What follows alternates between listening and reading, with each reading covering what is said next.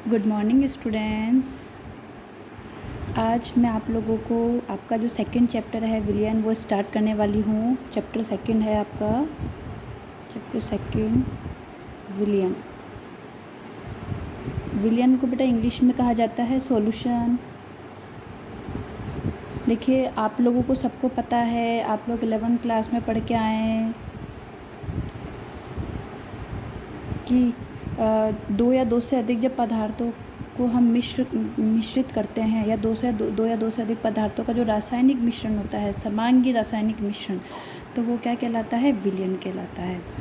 और विलयन बेटा एक प्रावस्था होती है, एकल प्रावस्था होती है जो कितने घटकों से मिलकर बनी होती है? दो घटकों से। यानी किसी भी विलयन में दो घटक होते हैं, एक होते हैं विलेय और दूसरा जो घटक होता है इसमें वो कौन सा होता है? विलायक।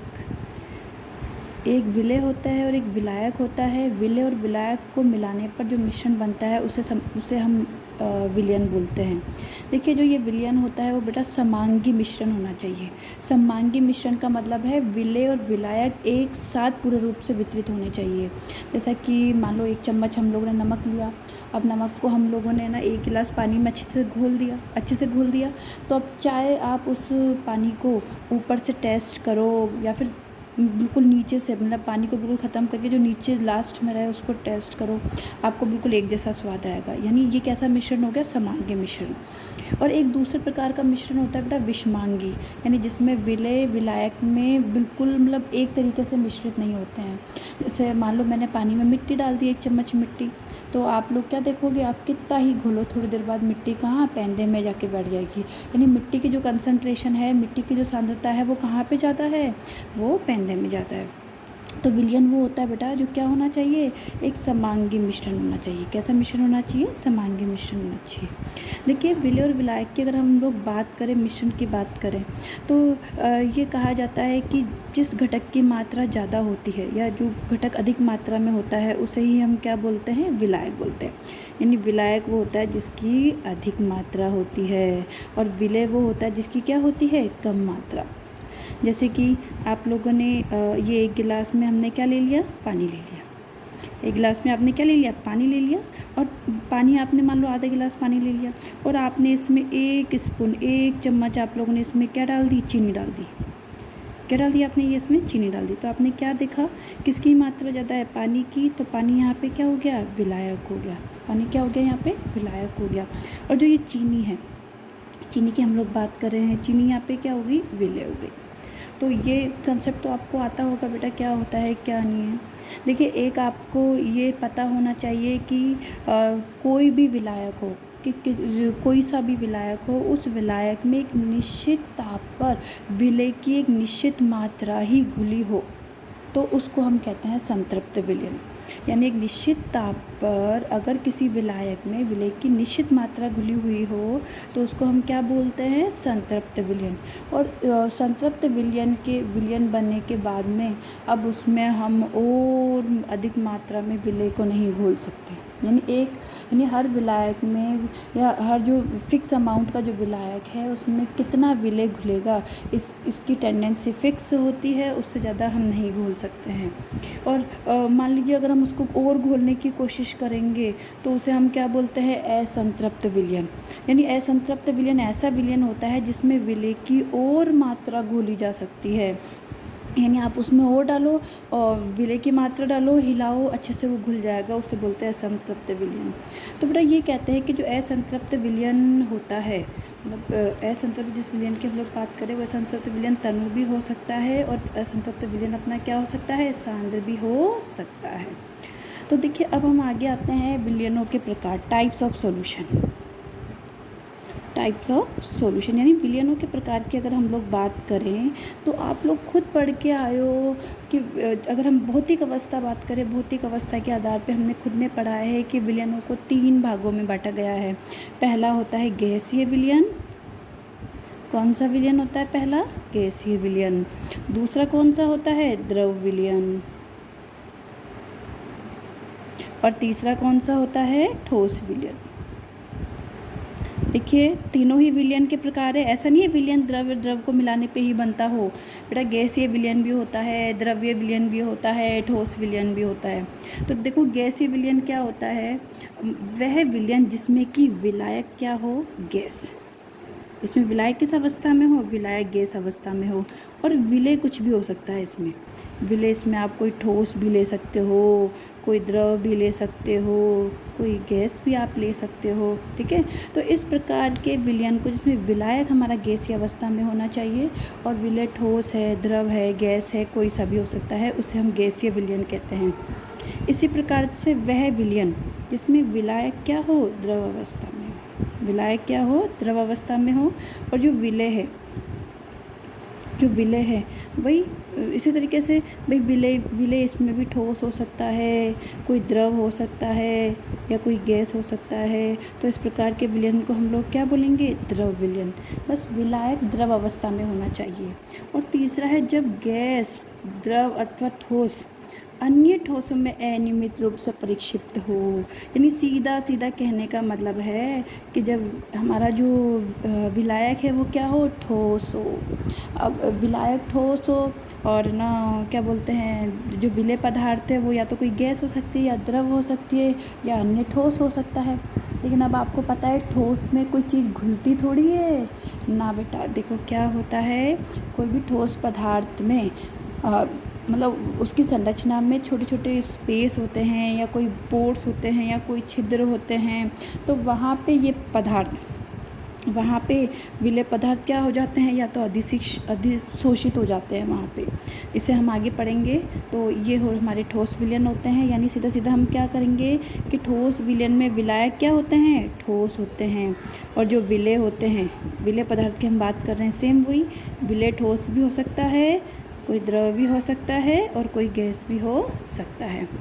अब बेटा देखिए ये तो हम लोगों ने पढ़ा था भौतिक अवस्था के आधार पे। जो तीनों हम लोगों ने बांटा है, ये भौतिक अवस्था के आधार पे विलयनों को तीन भागों में जो बांटा गया है वो है गैसीय विलयन है, द्रव विलयन है, ठोस विलयन है। आपने देखा गैसीय विलयन जिसमें कि विलायक गैसीय अवस्था में है, द्रव्य विलयन जिसमें विलायक द्रव अवस्था में है और ठोस विलयन जिसमें विलायक ठोस अवस्था में है। अब इन्हीं को फर्दर हम आगे विलेय और विलायक की भौतिक अवस्था के आधार पे अगर हम डिवाइड करें, भाई विलायक जैसे हमने गैसीय विलयन की बात करी, भाई गैसीय विलयन में विलायक गैसीय हो सकता है, लेकिन इससे भी तो तीन प्रकार के विलयन बन सकते हैं। भाई एक बार गैस में ठोस मिला हुआ हो, एक बार गैस में द्रव मिला हुआ हो और एक बार गैस में गैस मिला हुआ हो। तो इस प्रकार से हमने क्या देखा, कितने टोटल विलयन बन जाएंगे, तीन विलयन इसके, तीन इसके, यानी टोटल 9 प्रकार के विलयन। कितने प्रकार के विलयन, टोटल 9 प्रकार के विलयन। तो एक बार हम इनको पढ़ लेते हैं। देखिए अगर हम गैसीय विलयन की बात करें, बेटा हम लोग गैसीय विलयन की बात करें तो गैसीय विलयन आपको पता है 3 प्रकार से हो सकता है। पहला प्रकार की हम लोग बात करें, देखिए ये मैं यहाँ पे विलायक ले रही हूँ और ये यहाँ पे क्या है, विलेय। देखिए गैसीय विलयन की हम लोग बात करूँ, गैसीय विलयन में पहला क्या हो सकता है, पहला ये हो सकता है कि विलायक तो गैस रहेगा लेकिन विलेय भी हमारा क्या हो, गैस। ठीक है, दूसरा इसमें ये हो सकता है कि विलायक तो गैस हो लेकिन विलेय हमारा क्या हो, द्रव। और तीसरा ये हो सकता है कि विलायक तो हमारा गैस हो और हमारी जो विलेय है वो विलेय हमारा क्या हो, विलेय हमारा क्या हो, ठोस हो। ठीक है, तो अब आप इसके उदाहरण देखो। आप बेटा गैस में विलयन की अगर हम लोग बात करें तो हम किसको बोल सकते हैं, गैसों के मिश्रण को, किसी भी 2 गैसों के मिश्रण को, या जो हमारा वायुमंडल है, वायुमंडल को बोल सकते हैं। भाई वायुमंडल भी गैसों का मिश्रण है तो वायुमंडल को या हम लोग बोल सकते हैं 2 गैसों के मिश्रण को। ये इस प्रकार का उदाहरण हो गया। और इसमें क्या होगा, 2 गैसों के मिश्रण में क्या होगा, जो गैस अधिक मात्रा में है वो विलायक की तरह व्यवहार करेगी और जो गैस कम मात्रा में है वो वहाँ पे विलेय हो जाएगी। अब हम बात करें गैस में द्रव, भाई गैस विलायक में, सॉल्वेंट में कोई द्रव विलेय घुला हुआ है। तो इसका सबसे अच्छा उदाहरण अगर हम लोग बात करें तो जल वाष्प की। आपको पता है गैस जो होती है गैस में वायु के क्या होते हैं, पार्टिकल्स होते हैं। जलवाष्प हमने सुना है, जलवाष्प का मतलब यही होता है कि वायु में पानी की बूंदें होती है, तो हम इसका उदाहरण क्या लिख सकते हैं, जलवाष्प ले सकते हैं। तो आपने खुद ने देखा है जलवाष्प में गैस तो विलायक है और द्रव क्या हो गया, विलेय। इसी प्रकार से एक यहाँ पर जो हम लोग बात कर रहे हैं कि भाई गैस में ठोस, तो गैस में ठोस की अगर हम बात करें तो बेटा सबसे अच्छा उदाहरण है धुआं। जो धुआं, गाड़ियों का धुआं निकलता है, तो इन गाड़ियों के धुएं में इनमें क्या होता है बेटा, गैस होती है और गैस में छोटे छोटे छोटे पार्टिकल्स होते हैं। तो वो जो पार्टिकल्स होते हैं वो ठोस अवस्था में होते हैं। तो इसका सबसे अच्छा उदाहरण हो गया एक तो धुआं, और दूसरा इसका उदाहरण हो सकता है ठोसों का ऊर्ध्वपातन, सब्लिमेशन। ऊर्ध्वपातन को हम लोग इंग्लिश में बोलते हैं सब्लिमेशन। देखिए आप लोगों ने 10वीं क्लास तक या हो सकता है 11वीं में भी ऊर्ध्वपातन के बारे में पढ़ा हो। ऊर्ध्वपातन क्या होता है बेटा, कुछ पदार्थ जैसे कपूर है, नैफ्थलीन है, ये पदार्थ ऐसे हैं कि अगर इन पदार्थों को हम गर्म करते हैं तो ये सीधे ठोस अवस्था से सीधे गैस अवस्था में कन्वर्ट हो जाते हैं, यानी बीच में द्रव अवस्था नहीं आती है। तो ऐसे पदार्थ जो सीधे ठोस से द्रव अवस्था, सॉरी, गैस अवस्था में कन्वर्ट हो जाते हैं, द्रव अवस्था नहीं आएगी, जो सीधे ठोस से गैस अवस्था में कन्वर्ट हो जाते हैं उनको हम बोलते हैं ऊर्ध्वपातित पदार्थ, और इनके उन गुण को कहा जाता है ऊर्ध्वपातन यानी सब्लिमेशन। तो ये आप लोगों को समझ में आया जलीय विलयन, गैसीय विलयन के बारे में। अब हम जो दूसरा पढ़ रहे हैं वो पढ़ेंगे हम द्रव्य विलयन। देखिए द्रव्य विलयन भी इसी तरीके से 3 प्रकार का हो गया। पहले विलायक की बात करें, विलायक तो आपको पता है तीनों परिस्थिति में विलायक यहाँ पे क्या होंगे, द्रव। भाई अधिक मात्रा में लेना है, द्रव्य विलयन की बात करें तो विलायक द्रव होगा। अब देखिए पहला अगर हम लोग इसमें बात करें, जो हम लोग बात करें वो है द्रव में गैस का विलय, यानी द्रव के अंदर गैस घुली हुई है, और इसका बहुत सिंपल उदाहरण है पानी में घुली हुई ऑक्सीजन। पानी में या पानी में घुली हुई गैस से, हम गैस से लिख लेते हैं, पानी में घुली हुई गैस से।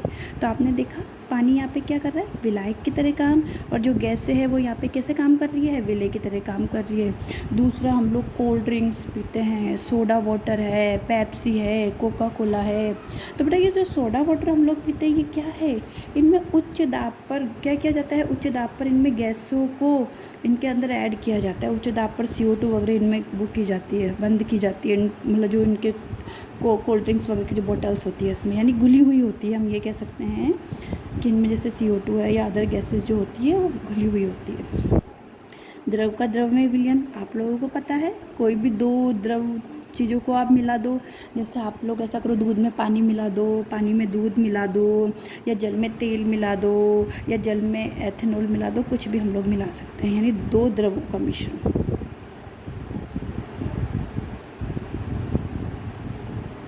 और इसी तरीके से अगर हम तीसरी की हम लोग बात करें द्रव में ठोस का, तो फिर द्रव में ठोस का सबसे अच्छा आपको पता है, जल में ना ग्लूकोज घोल दो, चीनी घोल दो, तो क्या हुआ, द्रव में ठोस को घोला ना। तो हम लोग क्या बोल सकते हैं, जल में नमक का विलयन, मैं ऐसे लिख सकती हूँ, जल में नमक का विलयन, ये इसका सबसे अच्छा उदाहरण है। ठीक है, ये आपको क्लियर हो गया होगा। अब देखिए आगे तो यहाँ पे हम लोग पढ़ रहे हैं वो हम लोग पढ़ेंगे ठोस विलयन के बारे में। किसके बारे में, ठोस विलयन के बारे में। देखिए ठोस विलयन भी इसी प्रकार से 3 तरीके का होगा। विलायक की हम लोग बात करें वही, यहाँ पे 3 तरीके के विलायक होंगे। पहले ठोस भी, विलायक तीनों परिस्थिति में क्या होंगे, ठोस ही होंगे। अब हम विलेय की बात करें, देखिए बेटा एक परिस्थिति ये हो सकती है कि ठोस में क्या हो, गैस। और बेटा इसका उदाहरण अगर आप लोग बात करेंगे तो इसका उदाहरण है कि जो गैसें होती है, कुछ गैसें होती है वो ठोस धातु की सतह पे क्या हो जाती है, अधिशोषित। ठोस की सतह पर गैसों का अधिशोषण क्या होता है बेटा, कुछ ऐसे पदार्थ होते हैं या कुछ ऐसी ना ठोस होते हैं जिनकी ना सतह पर गैस अधिशोषित हो जाती है। और सबसे अच्छा अगर उदाहरण हम लें तो पैलेडियम, मतलब पैलेडियम जो धातु है उसकी सतह पर हाइड्रोजन गैस का क्या हो जाता है, अधिशोषण, ये इसका सबसे अच्छा उदाहरण है। दूसरा है ठोस में द्रव। ठोस में द्रव हम देखो तो पारा और सोडियम आप दोनों को मिक्स कर दो, जिसको हम बोलते हैं अमलगम। क्या बोलते हैं, अमलगम। आपको पता है जो अपना क्या बोलता है, पारा है वो द्रव अवस्था में पाया जाता है और सोडियम ठोस अवस्था में। तो NaHG का मिश्रण, इनको मिक्स कर दो आप, सोडियम और इसके मरकरी के मिश्रण को, पानी के मिश्रण को, क्या बन गया आपका ठोस द्रव वाला बन गया। ये ठोस में द्रव वाला विलयन तैयार हो गया है। अब ठोस का ठोस में अगर हमें पता करना है तो ये आपको पता है, दो धातुओं को मिला के मिश्र धातु को बनाना। जितनी भी मिश्र धातुएं बनती है वो सब मिश्र धातुएं क्या होती है, ठोस प्रकार के विलयन होती है। या फिर आपको पता है गोल्ड है, गोल्ड की ज्वेलरी बनाई जाती है। बेटा कभी भी प्योर गोल्ड की ज्वेलरी नहीं बनती है, गोल्ड में हमेशा कुछ मात्रा में या कॉपर या अन्य धातुओं को मिलाया जाता है। तो इस प्रकार से ना गोल्ड की ज्वेलरी का निर्माण होता है। तो ये टॉपिक, अभी तक का टॉपिक कंप्लीट हो गया है। आपको इस टॉपिक में कोई भी प्रॉब्लम हो तो आप मुझसे पूछ सकते हैं। आगे मैं आपको सांद्रता की इकाई समझाऊँ। ठीक है, थैंक यू।